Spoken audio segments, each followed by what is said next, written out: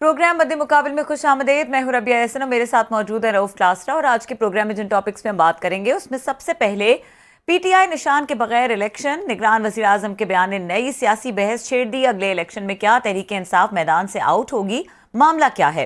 इसके अलावा बात करेंगे नवाज शरीफ को वतन वापसी पर गिरफ्तार कर सकते हैं। विफाकी वजीर दाखिला सरफराज बुगटी के बयान पर हालात बिगड़ गए। राना सनाउल्लाह ने धमकी लगा दी। नून लीग की क़यादत का सख्त रद्द अमल। निगरान वजीर दाखिला बयान से फिर गए। दूसरी जानिब नवाज शरीफ से लंदन में senator general retired Abdul Qayyum की अहम मुलाकात में नून लीग की क़यादत वतन वापसी के लिए क्या प्लान बना रही है। लंदन में मौजूद जनरल रिटायर्ड अब्दुल कयूम से खुसूसी गुफ्तगू भी इस हवाले से करेंगे। इसके अलावा बात करेंगे गुजरात में 116 स्कीमों पर अरबों रुपए लगाने का इल्जाम। नैब ने परवेज इलाही, मोनिस इलाही के खिलाफ शिकंजा कस दिया। सूबाई काबीना ने तमाम दस्तावेजात नैब को देने की मंजूरी दे दी। 11 सितंबर को सूबाई काबीना इजलास की अंदरूनी कहानी आपके साथ शेयर करेंगे। इसके अलावा बात करेंगे चीनी, गंदम, डॉलर स्मगलर्स के खिलाफ बड़ी कार्रवाई का ऐलान।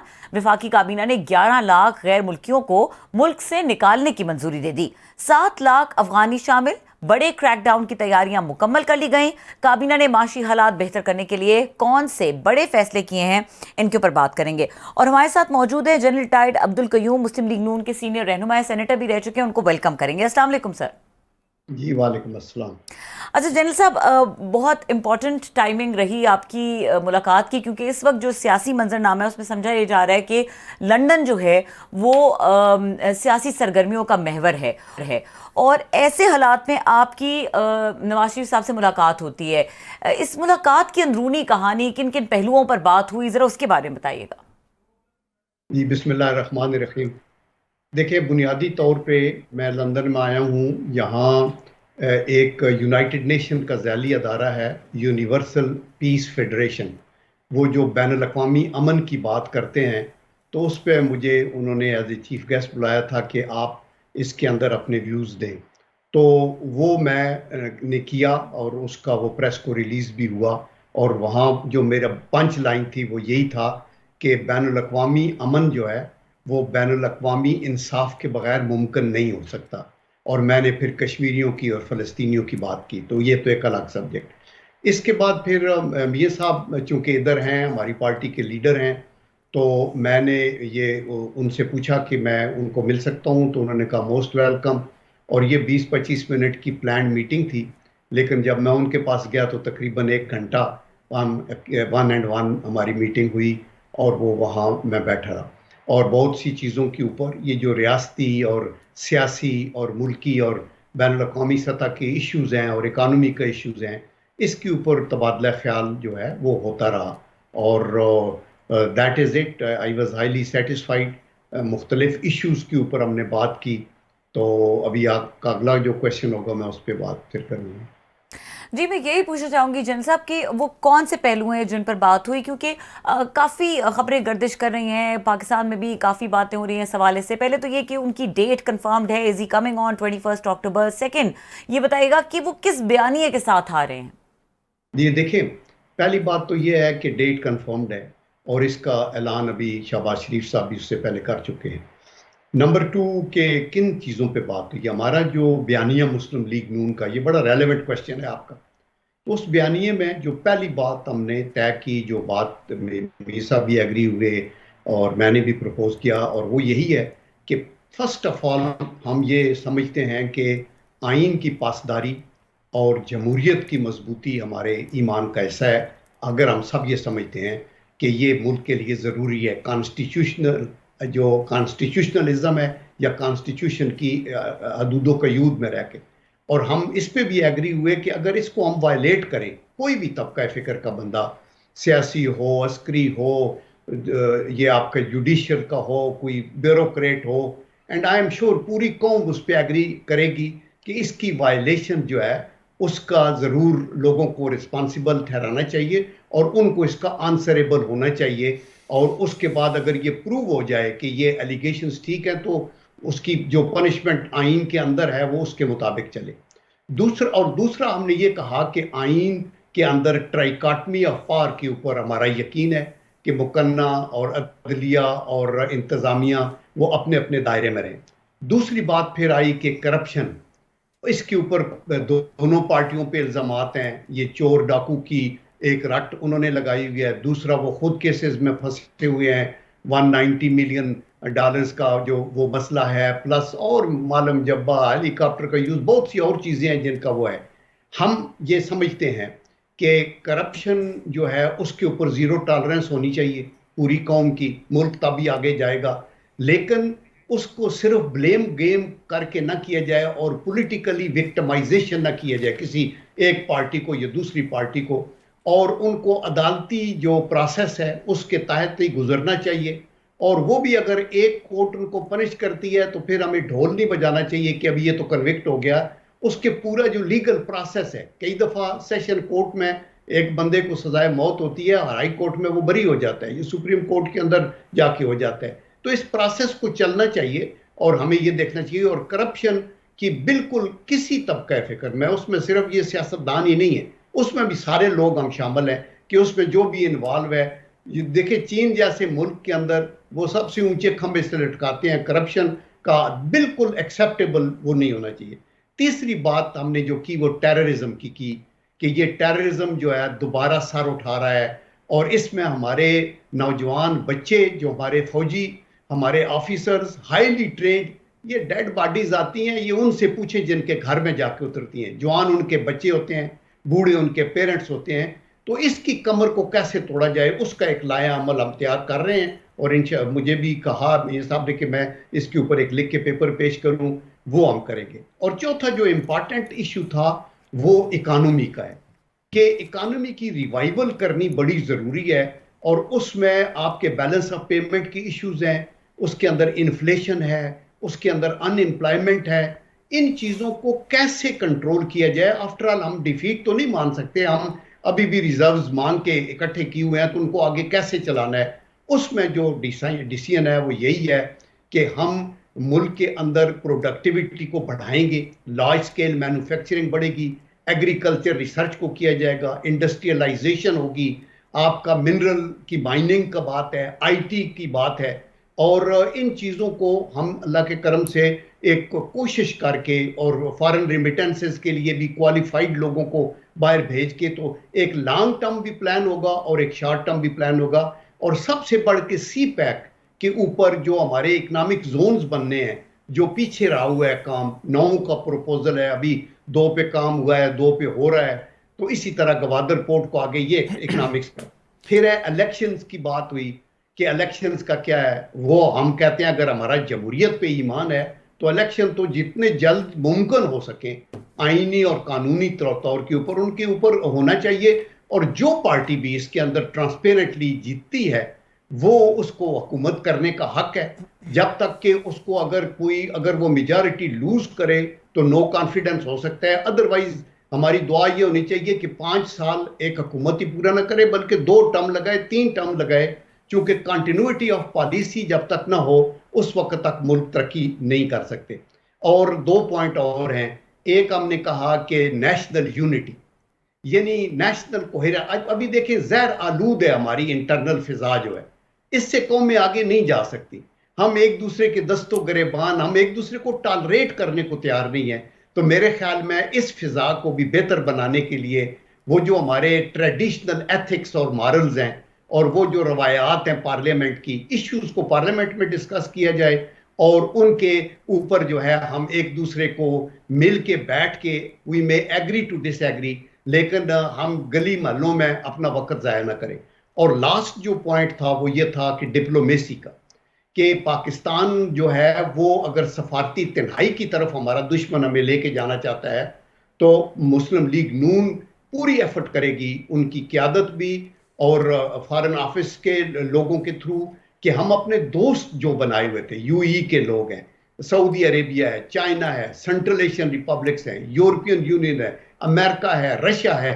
ہمارے ایک وقت میں آپ کو یاد ہوگا اور کلاسرا صاحب کو پتہ ہے، پوری تاریخ پڑھی ہوئی ہے، کہ ہمارے ایک بات ہوتی تھی تو ادھر سے سوکارنو کی آواز آتی تھی، ادھر سے ہمارے جو لیبیا کے کرنل قذافی اٹھتے تھے، ادھر سے ایدی امین کی بات ہوتی تھی، ادھر شہنشاہ ایران تھے، ادھر شاہ فیصل تھے. یعنی پوری دنیا کے اندر ہمارے فرینڈز کا ایک نیٹ ورک تھا جو ہمارے مشکل وقت میں ہوتے تھے.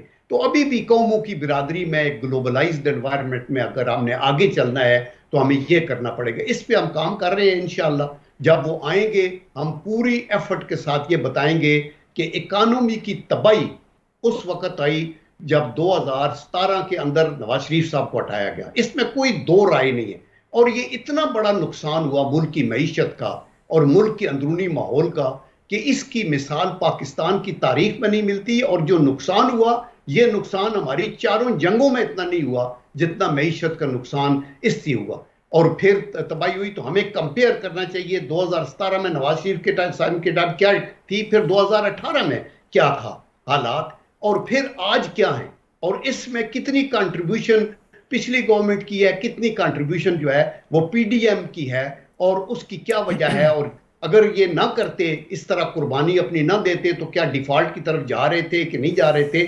یہ ساری چیزیں کر کے اور پھر ہمیں آگے دیکھنا چاہیے اور دوسروں کو گلے لگانا چاہیے, اور ٹیررزم کے اوپر ہمیں ری ایکٹیویٹ کرنا ہوگا. بہت شکریہ جنرل صاحب, آپ نے بڑا تفصیل سے بتایا کہ ملاقات میں نواز شریف صاحب سے باتیں ہوئیں یا کیا ایجنڈا یا کیا نریٹو لے کر وہ پاکستان آئیں گے. لیکن ایک جو بڑا اہم نریٹو اس میں سے مسنگ ہے جس نے پچھلے کچھ دنوں میں پاکستان پورا کو ہلا کر رکھ دیا تھا. شہباز شریف صاحب بھی وہاں پہ پہنچے ہیں اور مجھے بتایا کہ پینک میں خود پہنچے ہیں, ان کو کسی نے بھیجا نہیں تھا, خود ہی گئے ہیں بھائی صاحب سے ملنے کے لیے. جب انہوں نے 2 جرنلز کی اکاؤنٹیبلٹی اور پلس 3 ججز کے بارے میں بیان دیا کہ واپس آ کر ان کو فکس کریں گے, آپ کی گفتگو میں کوئی ان پہ بھی بات ہوئی کہ جناب کہ آپ نے کہا تھا کہ یہ 5 لوگ ہیں, ہم واپس جا کر ان 5 لوگوں کو ہم نے فکس کرنا ہے, اس پہ بات بھی ہوئی, یا آپ سمجھتے ہیں کہ شہباز شریف صاحب کے جانے کے بعد یہ ایجنڈے میں سے نیریٹو میں سے یہ بات نکل گئی ہے کہ اب آپ نے جرنیلوں کی اکاؤنٹیبلٹی یا آپ نے ججز کی اکاؤنٹیبلٹی کی بات نہیں کرنی, آپ ابھی رہنے دیں. کوئی آپ کی گفتگو ہوئی سر وہاں پہ کوئی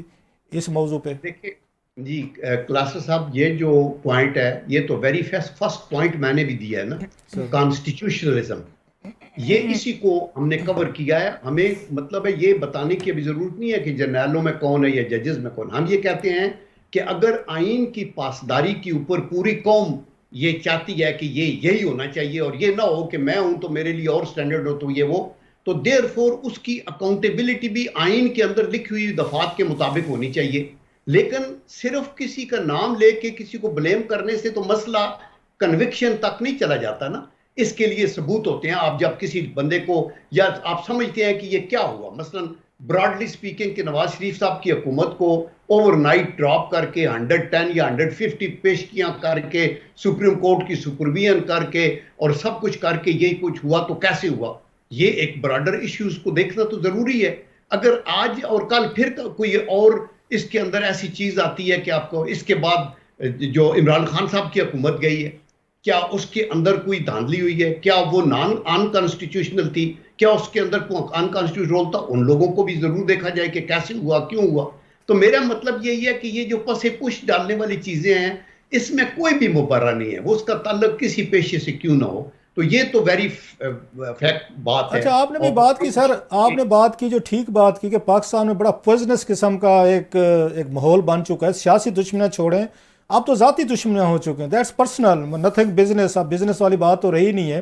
تو کیا آپ کو لگا ہے کہ میاں صاحب بھی اگین اس بات کا آ کے ادراک رکھتے ہیں کہ پہلے ان کے آصف زرداری بینظیر بھٹو صاحبہ سے ہم نے دیکھا 20-30 سال وہ ایک ذاتی جنگ لڑائی لڑی, پھر خان صاحب کی اور ان کی ہم نے دیکھا پچھلے کچھ 7-8 سال میں انہوں نے ذاتی جنگ لڑی ہے. تو میاں صاحب واپس آ کے وہ خان صاحب سے وہ بیٹھ کے جیسے انہوں نے چارٹر آف ڈیموکریسی سائن کیا تھا بینظیر بھٹو صاحب کے ساتھ لندن میں, تو کوئی اسی طرح کا چارٹر آف ڈیموکریسی وہ ان خان صاحب کے ساتھ بھی وہ سائن کرنے کو تیار ہو سکتے ہیں دونوں اکٹھے بیٹھ کے کہ forget and forgive and again کوئی ایک نیا چیپٹر شروع کرتے ہیں, جیسے زرداری صاحب کے ساتھ الائنس کر لیا اور انہوں اکٹھے حکومت کوئی سوچ نہیں سکتا تھا 90s کی جو سیاست ہوئی. تو کوئی اس طرح کی چیز ہے ان کے ذہن میں کہ جناب کہ واپس جا کے خان صاحب کے ساتھ جتنی ہماری ایک ہو چکی ہے, اتنی پرسنل وینڈیٹا ہو چکا ہے ایک دوسرے کے خلاف, اس کو ختم کیا جائے, کم کیا جائے, یا آپ کا خیال ہے چلتا رہے گا سر؟ دیکھیں کلاسرا بھائی, یہ آپ کی بڑی پاکیزہ سوچ ہے, اور میرے سے زیادہ آپ نواز شریف صاحب کو جانتے ہیں چونکہ آپ سیاسی لوگوں کو بہت عرصے سے کور بھی کر رہے ہیں. نواز شریف کے اندر ایک شائستگی ہے, اور میں آپ کو یہ بتاؤں کہ آپ اس کی مثالیں آپ کے پاس موجود ہیں. عمران خان صاحب پہلے بھی ایک آپس میں سیاسی جو مخالف ہیں ان کو دشمن سمجھتے تھے, لیکن جب وہ اس کے سٹیج سے گرے تو میاں صاحب ان کے ہاسپٹل میں ان کو پوچھنے پہنچ گئے. اس کے علاوہ بھی وہ ناراض تھے, وہ بنی گالا میں بھی ان کے پاس چائے پینے کے لیے چلے گئے, اور پھر اس وقت ان کی وہ سڑک بھی بنا دی اور سب کچھ. پھر جب یہ پبلک سکول میں بچوں کا مسئلہ بنا, نہیں سر, وہ خان پھر صاحب بھی تو کہتے ہیں کہ وہ ناراض خان صاحب کہتے ہیں میں نے توشہ خانہ کی گھڑیاں بیچ کے سڑک بنوائی تھی. سر آپ کہہ رہے ہیں کہ نواز شریف صاحب نے وہ بنوا کے دی تھی, وہ تو یہ کہتے ہیں کہ میں نے بنوائی تھی گھڑیاں بیچ کے. حقائق کو ضرور چیک کر لینا. اس وقت میں بھی بعد میں انہوں نے توشہ خانہ کی گھڑیاں بیچ کے اور کوئی سڑک بنائی ہو, وٹ ایور اس کی تو ہم حقیقت پہ جا سکتے ہیں. پھر آپ یہ دیکھیں کہ جو بچوں کا مسئلہ ہوا تھا اس میں بھی عمران خان صاحب ناراض تھے, لیکن ان کو راضی کر کے لے گئے. اس آل پارٹی کانفرنس کے اندر عسکری قیادت بھی موجود تھی سب. پھر میں آپ کو یہ بتاؤں کہ جب میاں صاحب نے ایک حکومت ٹیک اوور کی تھی تو گورنر اس وقت سندھ میں عشرت العباد تھے جو ایم کیو ایم کے تھے. تو پارٹی کی طرف سے پریشر تھا کہ سر ہمارا اپنا گورنر ہونا چاہیے. تو انہوں نے کہا نہیں, اس طرح نہیں, اکھاڑ پچھاڑ نہیں کرتے, ملک کو چلانا ہے آگے. پھر ایک پریشر آیا کہ آزاد کشمیر میں تو ایزیلی ہم نو کانفیڈنس کر سکتے ہیں. انہوں نے کہا یہ بھی میں نہیں ایگری کرتا. مطلب گلگت بلتستان تک بھی مقصد یہ ہے کہ ابھی بھی جو ان کی سوچ میں نے آج بھی دیکھی ہے آنیسٹلی کہ ہی از اے پرسن جو کہ سب کو آگے لے کے. اور میں نے بھی ان سے بات یہی کی کہ ہمیں سیاسی جماعتیں تو اپنی جگہ عزیز ہیں, ہم جن کا حصہ ہیں یا جن پروفیشن میں ہیں, لیکن اس سے زیادہ ہمیں ریاست عزیز ہے اور ملک. تو کچھ چانس ہے سر, چانس ہے کہ میاں صاحب جب واپس آتے ہیں نواز شریف صاحب پاکستان اور عدالتوں وغیرہ سے فارغ ہو کے کوئی حفاظتی ضمانتوں کی بات ہو رہی, جو بھی ہو رہا ہے, وہ اٹک جیل میں جا سکتے ہیں؟ آپ تو اڈیالہ جیل آ گئے ہیں, یا خان صاحب سے ملنے جا سکتے ہیں کہ بھائی صاحب اسی جیل میں بھی رہا ہوں, آپ بھی رہے ہیں, یوسف گیلانی بھی رہے ہیں, زردار بھی رہے ہیں, چودھری بھی رہے ہیں, ہم سب نے جیلیں بھی دیکھ لیں, بھگتا بھی لیں, let's have another charter of democracy. کچھ چانسز ہیں کہ میاں صاحب انیشیٹو لے کے جیسے آپ بتا رہے ہیں ان کے گھر جا سکتے ہیں, ہاسپٹل جا سکتے ہیں, بنی گالا گئے, سارا کچھ کیا, آپ کی دفعہ اڈیالہ جیل بھی چلے جائیں کہ جی خان صاحب سے بیٹھ کے میں بات کرنا چاہتا ہوں, ان کی خیر خیریت پوچھنا چاہتا ہوں, از اٹ پاسبل سر؟ آپ دیکھیں, میں آپ کو یہ بتاؤں, ابھی یہ میں نے پریسائزلی تو ان سے نہیں پوچھا کہ آپ ادھر جانا چاہیں گے, but I can assure you یہ تالی دونوں ہاتھوں سے بجتی ہے. میں کلاسا صاحب آپ کے ساتھ تب بھی بیٹھ کے بات کر سکتا ہوں کہ آپ بھی کچھ نہ کچھ ولنگنس شو کریں اور آپ یہ کہیں کہ یہ میرا ویو ہے. اگر آپ مجھے شودر سمجھیں اور یہ کریں کہ میں تو ہاتھ نہیں ملاتا وہ پلیت ہو جائے گا, تو مسائل بنیں گے نا. تو آپ کے جو رویے ہیں ان کے اندر ایٹیچیوڈ میں تبدیلی, آپ کے اندر عجز اور انکساری آنے کی بڑی ضرورت ہے, چونکہ اللہ تعالیٰ کی نگاہ میں افضل بندہ وہ ہے جو کہ اپنے آپ کو سمجھتا ہے کہ وہ ایک عجز اور انکساری سے کام لیتا ہے. دیکھیں, حضرت ابو ہریرہ رضی اللہ تعالیٰ عنہ سے روایت ہے, انہوں نے کہا کہ نبی کریم صلی اللہ علیہ وآلہ وسلم نے مجھے ایک دفعہ بتایا تھا کہ اللہ نے ان کو حکم دیا تھا کہ آپ کسی سے ناراض ہوں یا خوش ہوں میانہ روی رکھیں. آپ اگر کسی سے ایک تو میانہ روی رکھیں, اور اگر آپ خوش اور ناراض ہوں تو انصاف کریں دونوں حالت میں. تیسرا جو امپارٹنٹ ہے کہ آپ سے جو زیادتی کرے اسے معاف کرو, آپ سے جو کٹے اس سے جڑو, اور آپ کو جو محروم کرے اس کو دو, اور آپ کی نگاہ عبرت کی نگاہ ہو. لیکن یہ ہمارا کتنا بڑا کانسیپٹ ہے اسلام کا. بڑا بندہ وہ ہے جو آگے جھک کے آگے آتا ہے, آپ اس سے ایگری ہونا ہو, لیکن آپ یہ نہ کہیں کہ میں اس کو انسانیت کے لیول سے نیچے سمجھوں, جیسے انڈین کہتے ہیں. اچھا سر, تھوڑا سا میں اس سوال آپ کو سنا جی کہ اس سے کوشچن. جی سر, تھوڑا سا آگے چلتے ہیں کہ وہ آپ نے بڑا تفصیل سے بتا دیا ساری چیزیں میاں صاحب کی بھی اور یہاں کے لوکل. ایک اور جو بڑا اس وقت نواز لیگ کے اندر سے کچھ لوگوں سے میری بھی بات ہوئی, اور لندن میں نے آج 2-4 کہ میرے بھی جاننے والے ہیں, کچھ عرصہ رپورٹنگ کی ہے میں نے وہاں پہ 2-3 سال, میری بھی آج بات ہوئی, میں ذرا چیک کیا جائے کیا ہو رہا ہے, کیسے ہو رہا ہے. تو وہ یہ کہتے ہیں کہ اس وقت 2 دھڑے ہیں آپ کی پارٹی میں سر, جو مطلب ڈیموکریٹک پارٹی میں ہونا کوئی اتنی بڑی بات نہیں, میرے نزدیک یہ کوئی بڑی بات نہیں ہوتی. ہر پارٹی ڈیموکریٹک پارٹی ہوتی ہے, مختلف سوچ کے لوگ ہوتے ہیں, ساتھ چلتے رہتے ہیں, سو لوگوں کی سوچ ہوتی ہے. لیکن آپ کی پارٹی کے اندر 2 دھڑے ہیں. ایک دھڑا چاہتا ہے کہ نواز شریف صاحب جو ہے ہارڈ لائن رکھیں, جو انہوں نے پہلے بیانیہ دیا تھا 5 لوگوں کا, جناب یہ جو 3 ججز ہیں اور 2 یہ سابق آرمی جنرلز ہیں, انہیں کا بالکل ٹھیک ہے, آپ کو یہ سٹانس رکھنا چاہیے. ایک دھڑا جو ہے وہ ان کا شہباز شریف صاحب کا جو حامی ہے وہ صلح صفائی پہ رکھتا ہے یقین کہ بھائی صاحب ابھی آپ پاور میں نہیں آئے, پاکستان واپس نہیں گئے, ضمانتیں ہیں, کیسز ہیں, جیل ہیں, ابھی وزیر اعظم بننے میں بڑا ٹائم پڑا, آپ نے ابھی سے تھریٹ کرنا شروع کر دیا ہے. از اٹ ٹرو کہ دیر آر 2 مطلب opinion within the party sir? دیکھیں, of course there will be many opinions مختلف لوگوں کی, اور کچھ لوگ یہ کہیں گے کیسے کرنا چاہیے, اور جمہوریت کا حسن اسی میں ہے کہ آپ ساروں کی بات سنیں. But at the end of the day buck stops at the leader के सर के ऊपर कि वो फैसला क्या करता है अपने विजन और अपनी सियासी मैच्योरिटी के ऊपर. And I can assure you कि प्राइम मिनिस्टर नवाज शरीफ 3 दफा प्राइम मिनिस्टर रहे हैं और इतना उनका तजर्बा है, तो ही अंडरस्टैंड्स, और इतना कुछ बहुत कुछ टाइम गुजर चुका है कि वो इन चीजों को सुनेंगे और फिर फैसला वो होगा जो पार्टी के मफाद के अंदर. अच्छा सर, एक और भी है जो सुनने में आता है कि आपकी पार्टी के अंदर ही कोई 2-4 लोगों से, जैसे मैंने कहा मेरी बात हुई है, और साहब जरा मियां नवाज शरीफ साहब के मुंह पे तो नहीं कह सकते होंगे, इतनी जुर्रत तो लीडरशिप किसी को नहीं देती कि उनके मुंह पे थोड़ा सा हक व सच की बात की जा सके. वो ये कहते हैं कि जनाब के उनका एक ख्याल है 2 धड़ों का कि नवाज शरीफ साहब की बजाय वज़ीर आज़म जो है शहबाज शरीफ साहब होने चाहिए, कि ये फ़ौज के साथ भी अच्छे चल जाते हैं, अपोजिशन के साथ भी ठीक रहते हैं, मीडिया के साथ भी कोई इतना बड़ा कोई फड्डे नहीं होते, अदालतों के साथ भी ठीक हैं, अमेरिकन हो गए, यूरोपियंस हो गए, उसको सऊदीज़ हैं, चाइनीज़ हैं, या यहाँ पे जितने भी हैं, तो उन्होंने बड़े अगेन हालांकि मुश्किल हालात थे फिर भी उन्होंने एक बेहतर तरीके से 16 महीने गुजार लिए. नवाज शरीफ साहब का तो कहते हैं वो तो पहले दिन से आते ही फड्डे, लड़ाइयाँ, मार कुटाई और उस पर चले जाते होते. So there is a perception with in your party कि वो चाहते हैं जी शहबाज शरीफ साहब जो हैं इनको आगे आना चाहिए ताकि हमारी पार्टी जो है वो कुछ अर्सा तो वो ये हुकूमत करे. क्योंकि बाद लोग कहते हैं कि मियाँ साहब फिर आए तो जिस तरह का उनका स्टाइल है फिर लड़ाई होगी, फिर वही जमहूरियत डिरेल हो सकती है, फिर ज़रा उनके लिए मसाइल हो सकते हैं, फिर जेलें, फिर जलावतनियाँ, फिर दोबारा वापसी, वो साइकिल चलता रहेगा. तो उसमें कोई है लोग जो वो शहबाज शरीफ साहब को चाहते हैं कि वो वज़ीर आज़म, वो मियाँ साहब जो हैं थोड़ा सा पीछे बैठे. देखिए मियाँ शहबाज शरीफ जो हैं वो हमारी पार्टी का ही नहीं मुल्क का एक असासा है. उन्होंने अपना काम किया पंजाब के अंदर भी आपने देखा, और फिर ये भी 14-16 महीने जो गुजारे हैं नहायत मैच्योरिटी के साथ बहुत सी पार्टियों को साथ रख के वो आगे चले हैं. लेकिन हमें ये नहीं भूलना चाहिए कि जो हमारी पाकिस्तान मुस्लिम लीग नून है इसका बेसिकली जो लीडर है वो नवाज शरीफ है, उन्हीं के वोट हैं.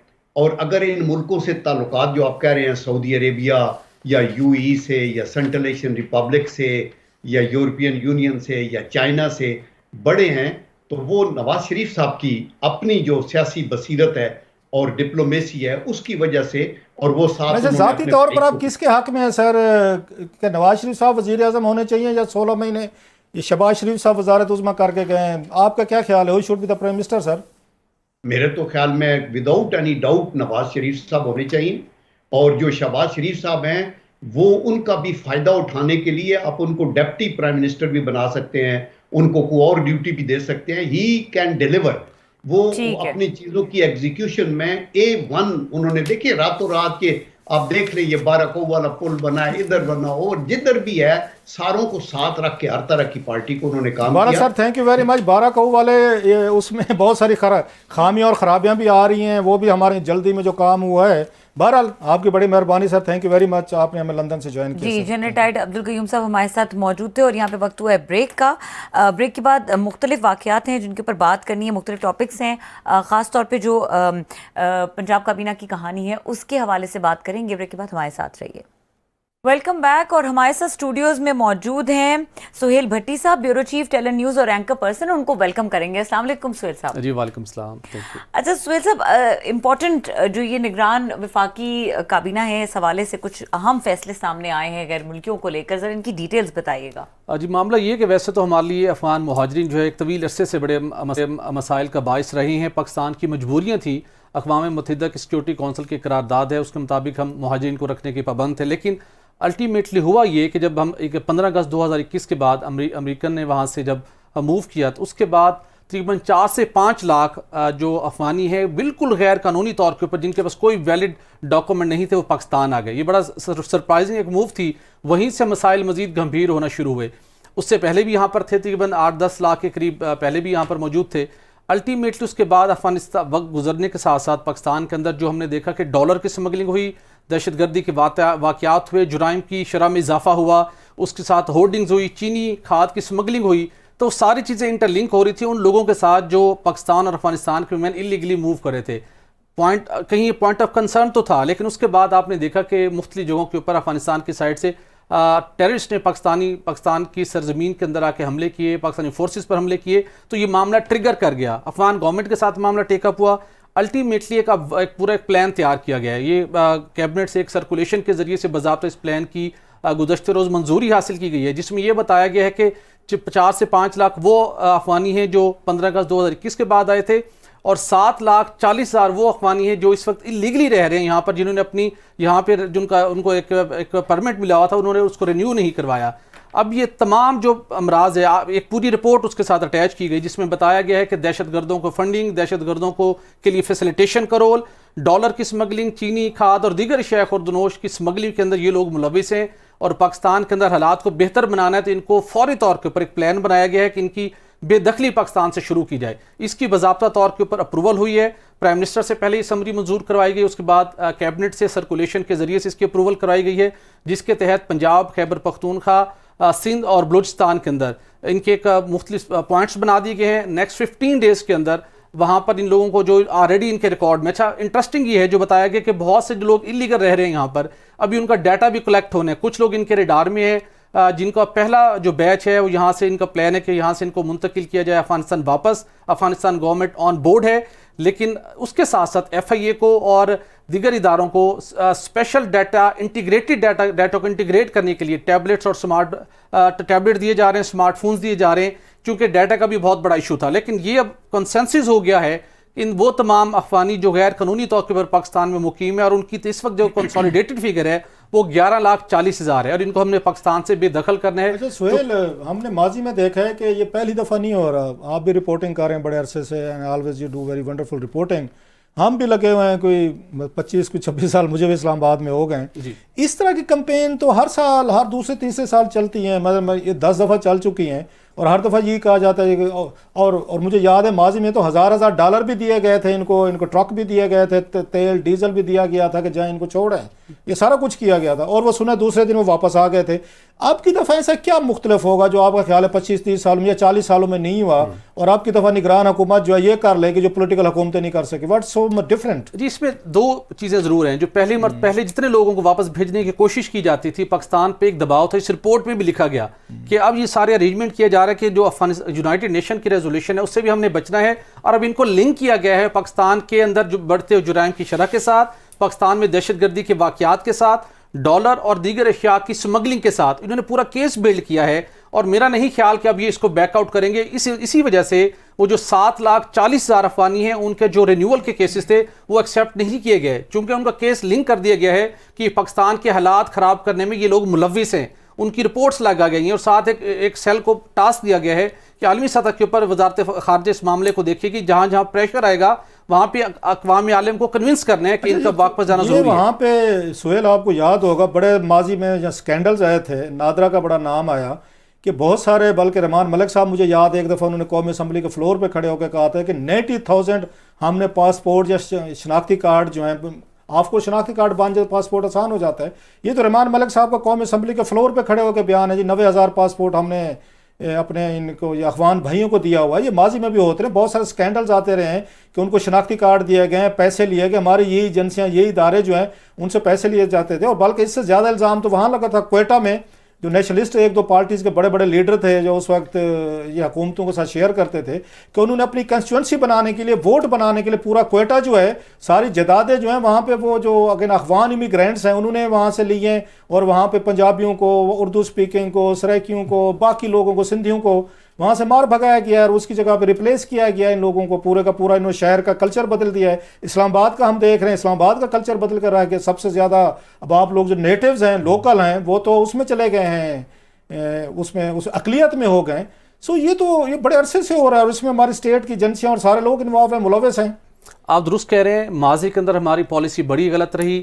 ایران کے اندر بھی افغانستان کے جب سوویت یونین آیا, اس کے بعد 9/11, اس کے بعد افغانستان سے بڑی تعداد میں لوگ ایران بھی گئے تھے, وہاں پر بھی ان کو پناہ ملی, لیکن ریسٹرکٹڈ تھے, وہ پورے ایران میں نہیں پھیل سکے. پاکستان کے اندر کیا تھا, جب وہ داخل ہوئے تو ملک کے ایک سے کونے سے دوسرے کونے تک پہنچ گئے.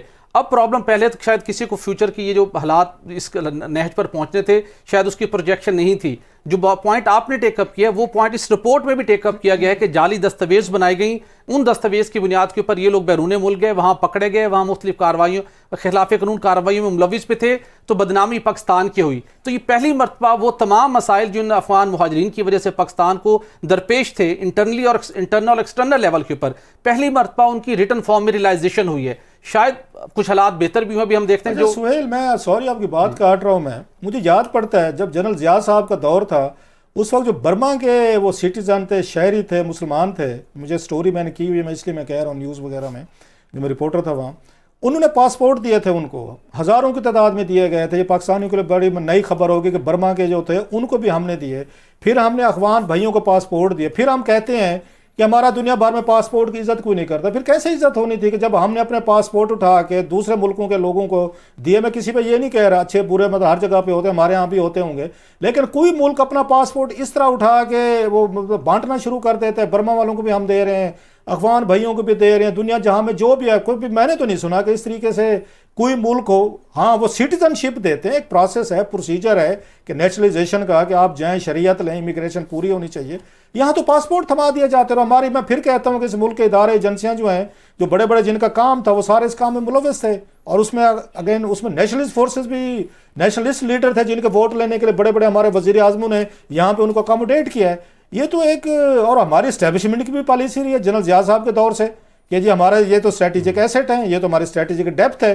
اب اچانک ہمیں کیوں فکر پڑ گیا کہ اسٹریٹجک ڈیپتھ جو ہے وہ ہماری دشمن بن گئی سب سے بڑی.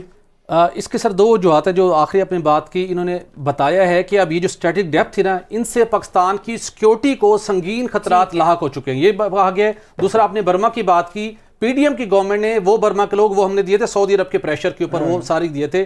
پی ڈی ایم کے گورنمنٹ نے جاتے ہوئے 3 سال سے ان کے پاسپورٹ ایکسپائر تھے, پاکستانی ہیں, کبھی پاکستانی ہیں, سعودی عرب میں مقیم ہیں, 15,000 سے زیادہ ان کی تعداد ہے. پی ڈی ایم کی گورنمنٹ دوبارہ ان کو 10 سال کے لیے ان کے پاسپورٹ, ان کی پاکستان کی نیشنلٹی کو ایکسٹینڈ کر کے دے کے گئے ہیں. وہ اس وقت سعودی عرب کے اندر سیٹلڈ ہیں. نہیں, یہ سعودی عرب ٹھیک ہے, ہمارے بھائی ہیں, سعودی سے بڑی مشکل ہے, انہوں نے مدد انہوں نے ہمیشہ میں کی ہے. تو سعودیز خود ان کو اپنے پاسپورٹ کیوں نہیں دیتے تھے برما میں, برمیز جو رہ رہے ہیں وہاں پہ سعودی عرب کے پاس, مطلب ہم سے لے کے دینے کی بجائے 10 سال کے لیے اتنے لوگوں کا, تو سعودی عربیہ خود اپنے پاسپورٹ دیتے ان کو, یہ لیں جی آپ, اگر وہ تو رہ رہے ہیں 30-40 سال سے وہاں پہ رہ رہے ہیں. سر یہی وہ ان کی لانگ ٹرم پالیسی ہے جس کی وجہ سے وہ آج گرو کر رہے ہیں. G20 ممالک کے اندر بھی بہت ٹاپ پہ نکل گئے, اور ہم اپنی ہی پالیسیوں کا خمیازہ بھوگتے بنے ہیں. ٹھیک ہے, بہت شکریہ سہیل بٹی صاحب, وقت دیا. اور یہاں پہ وقت ہوا ہے بریک کا. بریک کے بعد بات کریں گے 11 ستمبر کو ہونے والے کابینہ اجلاس کی اندرونی کہانی کے حوالے سے, اور ایکسکلوسیو جو سٹوری ہے اس کے بارے میں کلاسز صاحب سے پوچھیں گے. ہمارے ساتھ رہیے. Welcome back. کلاسز صاحب, 11 ستمبر کا یہ پنجاب کابینہ کا اجلاس ہے, اور اس کی کچھ ایکسکلوسیو سٹوریز ہیں آپ کے پاس, کچھ اہم فیصلے ہیں, ذرا بتائیے گا. بالکل, یہ آپ کے ساتھ ایک ایکسکلوسیو سٹوری شیئر کر رہے ہیں. ہمارے پاس کچھ نہ کچھ خبریں آ جاتی ہوتی ہیں. ابھی یہ اجلاس ہوا ہے یہاں پہ 11 ستمبر کو, جس کو محسن نقوی صاحب جو ہیں پریزائڈ اوور کرتے ہیں. اس میں ایک بڑا ایک اہم ایجنڈا تھا, اور بھی بڑی خبریں تھیں, کل پرسوں کے لیے ہم رکھ لیتے ہیں, شیئر کریں گے آپ کے ساتھ. اس میں ایک یہ تھی کہ جناب چودھری پرویز علیہ صاحب جب یہاں پہ وزیر اعلیٰ بنے تھے اور کچھ عرصے کے لیے, تو انہوں نے, اور مونس علیہ صاحب جو ہیں ان پہ بھی الزام لگتے تھے, وہ بھی پاکستان سے اس وقت باہر ہیں, انہوں نے اپنے گجرات کو ڈویژن کا درجہ دے کے 100 سے زیادہ اسکیم جو ہے نا انہوں نے منظور کر کے بھجوا دی تھیں کہ صاحب جب آپ ڈویژن بناتے ہیں تو وہ آپ کو یہ کمشنر آفس بھی چاہیے, آپ کو اور بھی بڑے بڑے وہاں پہ آپ کو دفاتر چاہیے, بیوروکریسی کے لیے چاہیے, نئے بیوروکریٹ چاہیے, سیٹیں نکل آتی ہیں, ڈی ایم جی کی نکل آتی ہیں, اور محکموں کو نکل آتی ہیں, پھر سڑکیں بنانی ہیں, پھر بلڈنگز بنانی ہیں, دفاتر بنانے ہیں, گاڑیاں لینی ہیں. سوچا اچھا خاصا ایک سلسلہ شروع ہو جاتا ہے. تو اس وقت بھی الزام لگا تھا کہ 100 بلین روپیز کے قریب کی انہوں نے دھڑا دھڑ انہوں نے آ کے سکیمیں بنا کے نا اس کا پیسہ بھی ریلیز کرا دیا تھا. انہیں خطرہ تھا کہ کسی وقت چودھری پرویز علیہ صاحب آگے پیچھے نہ ہو جائیں, جب تک وزیر اعلیٰ آئیں تو فوری طور پر پیسے ریلیز کریں. سو بہت سارے لوگوں کو ایڈوانس جو ہیں وہ پیسے دے دیے گئے تھے ورکرز کو, جس پہ الزامات بھی لگے بعد میں کہ جناب کہ آپ نے جو مطلب ہمارا ہوتا ہے کہ کٹ لینا ہوتا ہے, یا جو بھی آپ نے کو مال پانی کے خرچے نکالنے ہوتے ہیں, وہ بھی الزامات لگ رہے تھے. اس وقت بھی بڑا اعتراض ہوا تھا, بہت سے لوگوں نے کیا تھا کہ میں یہ نہیں کہہ رہا گجرات کو بھی ضرورت ہے, گجرات کی بھی ترقی ہونی چاہیے, فیئر انف, لیکن باقی صوبے کا وہ جو تھا سارا پیسہ اٹھا کے کہا گیا تھا ایک ہی ضلع میں لگایا گیا, اور اس کو انہوں نے بنا دیا کہ جناب کہ آپ نے کیونکہ ووٹ لینے ہیں, کنسٹیچوئنسی بنانی ہے, بیٹے کی بھی اپنی بھی, تو لہذا پیسہ لبو, اور وہاں پہ دب کے پیسہ لگایا گیا. اب جناب اس کی انکوائری شروع ہوگی, اور نیب نے انکوائری شروع کی ہوئی ہے وہاں پہ, اور نیب بھی تو ماشاءاللہ آپ کو یہی نیب تھا جو چودھری پرویز علیہ صاحب کے حق میں عمران خان صاحب کے دور میں, یہ بھی مزے کی بات ہے, ذرا داد دیں نیب کو, इनको अप्रिसिएशन बनती है इनकी। ये खुद पहली तारीख में पहली दफ़ा हुआ था या 2-3 दफ़ा शायद हुआ होगा कि 24 साल पुराना केस था, 20 साल का, इन चौधरी परवेज अली साहब पे नैब खुद, ये शहजाद अकबर साहब उस दौर में नैब को देख रहे थे, FIA देख रहे थे, और ये सारे के सारे इन्होंने दरख्वास्त दी थी जाके कि ये जो केस है इन पे चौधरी साहबान पे, इस पे इन पे पहले भी था परवेज अली साहब पे, हम इसको बंद करना चाहते हैं। और नैब ने जाके खान साहब के दौर में, क्योंकि ये नाराज़ थे उनसे, इन्होंने खान साहब को कहा था कि मेरे केसेस बंद करवाएं, आपकी वजह से हमें नैब तंग करता है। इन्होंने केसेस चौधरी साहब पे बंद करवाए थे इसी नैब ने।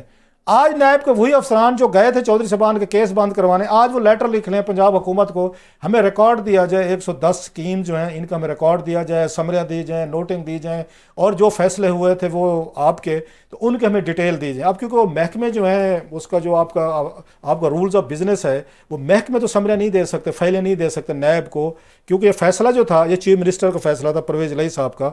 सो अगर रिकॉर्ड देना भी है उनकी अलेज्ड करप्शन का या इरेगुलरिटीज़ का, तो चीफ मिनिस्टर ने अप्रूवल देनी थी। सो मोहसिन नकवी साहब जो हैं उनके अब सामने एजेंडे पे लाया गया है कि जनाब नैब हमसे 110 जो स्कीम्स हमने शुरू की थी, जिसमें मैंने बताया बहुत सारे काम थे, 100 रुपए के करीब पैसा अप्रूव और रिलीज़ किया गया था, उनकी फाइलें लेकर उन्होंने जी हमें दें। अब वो लेकर गए हैं समरी वहाँ पे 11 सितंबर के इजलास में, तो उन्होंने जनाब वन लाइनर भुगता दी, कोई डिबेट नहीं है, कोई बहस नहीं, किसी मेंबर ने नहीं पूछा कि एक्सीलेंसी नैब साहब आप नहीं थे जो ये चौधरी परवेज अली साहब के खिलाफ केसेस बंद करवाने गए थे, एक केस बंद करो, दूसरा खोल दो, दूसरा बंद करो, तीसरा खोल दो। इसलिए नैब की रेपुटेशन बिल्कुल जीरो हो चुकी है, ना कोई इसके अच्छे काम पे यकीन रखता है, बुरे काम पे तो वैसे नहीं करता। सो ये अप्रूवल दी कि ये चौधरी साहबान पे कि अगर वहां से निकलेंगे जो वो केसेस में फंसे हुए हैं चौधरी साहबान एंड कंपनी, रियायत उन्होंने भी नहीं की, वैसे दाद दें, चौधरी साहबान को भी दाद दें, मोनिस अली साहब को भी दें और परवेज अली साहब को भी दें, चौधरी शुजात, सबको। जब तक ये इकट्ठे थे तो उस वक्त वारदातें इकट्ठी होती थी, अब अलहदा हो गए तो हर कोई अपना अपना शिकार करता है। मतलब बाज नहीं आना। मैं अगली बात ये कह रहा हूँ कि आप पे केसेस हुए, जेलों में रहे, नैब भुगती, FIA भुगती, आपने एंटी करप्शन भुगती, सारे केसेस भुगते, आपने कहा नहीं जनाब हमने पैसा बनाना है, हमने बाज नहीं आना। सो मेरी इस बात में चौधरी को बड़ा मैं अप्रिशिएट करता हूँ। इस मामले में उन्होंने कोई रियायत नहीं दिखाई। सो देखते हैं जनाब उसमें से क्या निकालता है नैब, जिनसे पहले निकाल लिया था इन्होंने। अच्छा क्लास साहब, इसमें फिर क्या सिनेरियो बनता हुआ नजर आ रहा है, क्योंकि जिस तरह आप कह रहे हैं कि अगर वहां से बचेंगे तो यहाँ फंसेंगे, मुनिस के हवाले से किस तरह से देख रहे हैं आप फ्यूचर? बचने की बात सुन लें, वो तो सारे कह रहे हैं, मुझे नहीं पता कितनी सीरियस चौधरी साहब वाकई डट गए। मैं दिल मानता तो नहीं है मेरा कि परवेज अली साहब इतने भोले तो नहीं है कि कच्चे पे पाँव रखें, किसी की जाके उसमें वो कच्चे पे पाँव रखने वाले हैं नहीं। मतलब इस पे बहुत सारे डाउट्स आते हैं ना कि चौधरी साहबान डट जाने वाले हैं, बादशाह पूरी एस्टेब्लिशमेंट के सामने डट गए, एजेंसियों के आगे डट गए। इतने बड़े बड़े ग्लैडिएटर थे खान साहब के, पता नाम लेने बैठूं तो मैं मतलब मेरा सांस चढ़ जाए उनका नाम ले, वो सारे भाग गए हैं, दौड़ गए हैं, नजर नहीं आते, लेकिन चौधरी साहब डट गए हैं। दिल नहीं मानता वैसे, ठीक है स्क्रीन पे भी नजर आ रहे हैं, जुल्म की दास्तानें भी हम सुन रहे हैं, ज्यादतियां भी हो रही हैं, घरों पे छापे भी पड़ रहे हैं, घरों में तोड़ फोड़ भी सारी, लेकिन क्या करें दिल फिर भी नहीं मानता। तो दिल वो कहते, दिल तो बच्चे वाला हिसाब है कि वो मानता नहीं कि चौधरी साहब डट गए हैं और डटे हुए हैं मुसलसल। ये तो मतलब हैरानी वाली बात है। लेकिन आज चौधरी साहब ज्वाइन कर लें, ये नैब भी खत्म हो जाएगा, जो हमें दुख है, ये FIA भी खत्म हो जाएगी। सवाल नैब किस रोल पे? नहीं सबके रोल सबके है ना, FIA भी खत्म हो जाएगी, एंटी करप्शन भी, तो नैब भी अगर आज वो ज्वाइन कर लें।